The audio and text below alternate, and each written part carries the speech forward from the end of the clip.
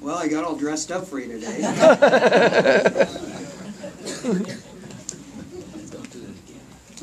I'm going to read from some selections from all three of these books today, but before I do, I wanted to say that this reading today is for my old friend and traveling partner, Steve Johnson. Over the last 30 years, we've logged a lot of freight train miles together, sat in jail together, goofed around the mountains in southern China with Bill together. So, Steve, because I missed your birthday, this one's for you today. Like Mike said, I think this idea of Here Among the Sacrifice was probably hatched in the town tavern. The first time I rode a freight train was in 1969, and it was because of Charlie Manson. All of a sudden that summer, word got out across the country that the Manson family, that brood, was out carousing, and all of a sudden the high times and big whoop-de-doos of hitchhiking were over, and especially for someone who looked like me. So that was really the first time I had the first time I did it was just because of that. There was such an icky summer. And I was lucky enough to run into an old tramp who sort of took me under his wing, and I rode from Sydney, Nebraska to Denver with him, and he's taught me enough that I wasn't dangerous anymore on the trains. So, and Steve's been riding, God, Steve was riding the freight trains from the early 60s.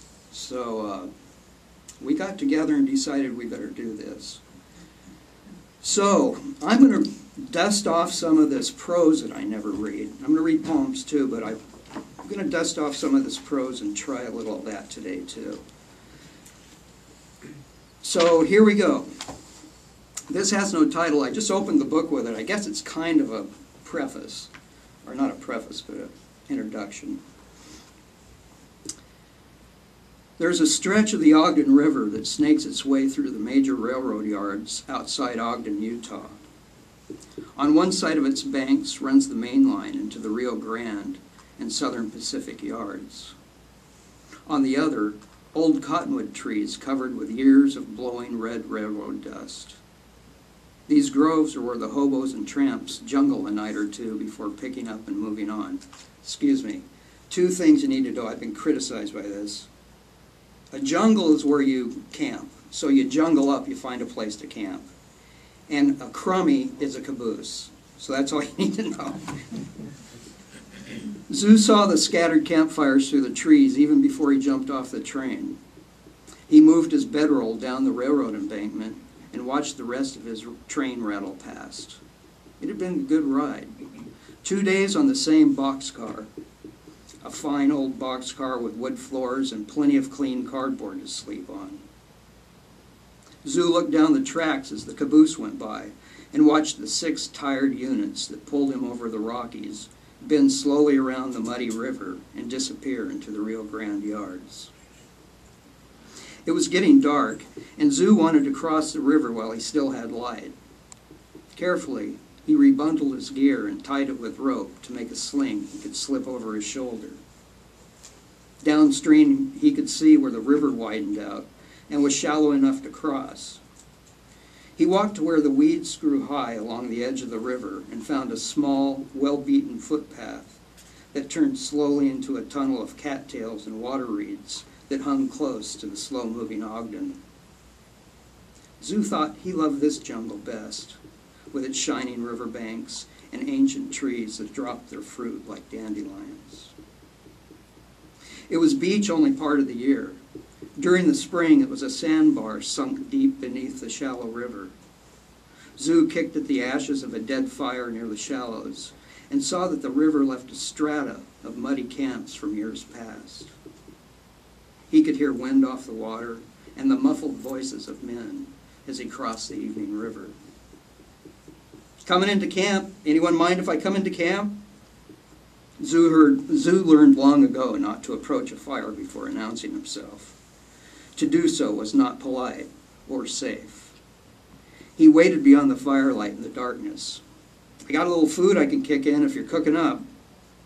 "Well, I'll be damned. Is that you, Zoo?" "Yeah, who's that?" "It's me, Blackie. Been wondering what's happened to you. Come on over to the fire and get something to eat." Zoo picked up his bedroll and walked into the bright jungle. He knew at a glance it was Blackie's camp by the order of things. Cans washed and stacked, old newspapers folded neatly, and 2 days of firewood already gathered for the next man who came through. He greeted his old friend warmly. It had been a long time since he'd jungled with Frisco Blackie. Zoo took one of the watch cans and filled it with stew, then sat down next to the fire. As he ate, he listened to Blackie's news of the road. With Blackie, he always felt what he heard was true. Zoo finished his meal and set his can aside. From his pack, he pulled out a bottle of white port, opened it, and handed it over to Blackie. When the bottle was empty, he spread out his blanket under a cottonwood and lay in the dark, watching the moon and stars float above the river. Tomorrow, Zoo thought to himself, I'll have breakfast with Blackie, then head west to Oregon. He shut his eyes and listened a while to the crickets singing with a single frog before falling asleep. That's sort of the opener.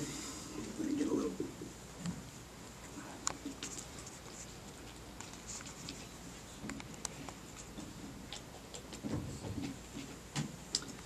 This poem's called The Boneyards. I'd taken a trip to, I'd ridden out to Iowa to Britt to check out the hobo convention.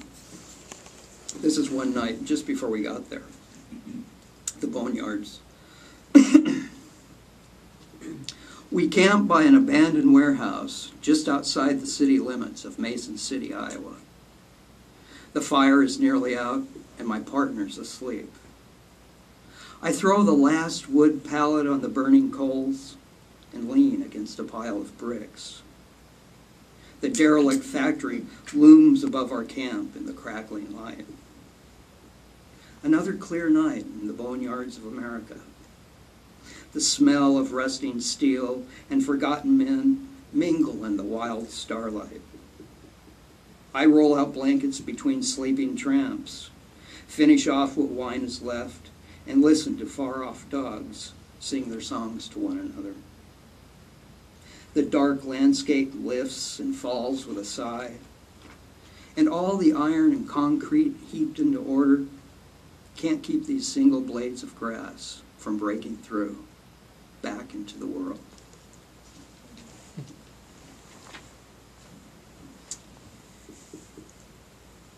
This is called Derail. Our train moves slow as an old Chinaman's bow past an ancient derail. The engineer blows his whistle straight through the roaring darkness in homage to the spirits that live here. I shift positions on the boxcar floor, wrap up tight in a dirty sleeping bag, and think of poor Odysseus and his singing sirens. It's late. The night has eaten what moon there was, but later, on those dead and twisted freight cars, the misty galaxies will shine like frost in the freezing night.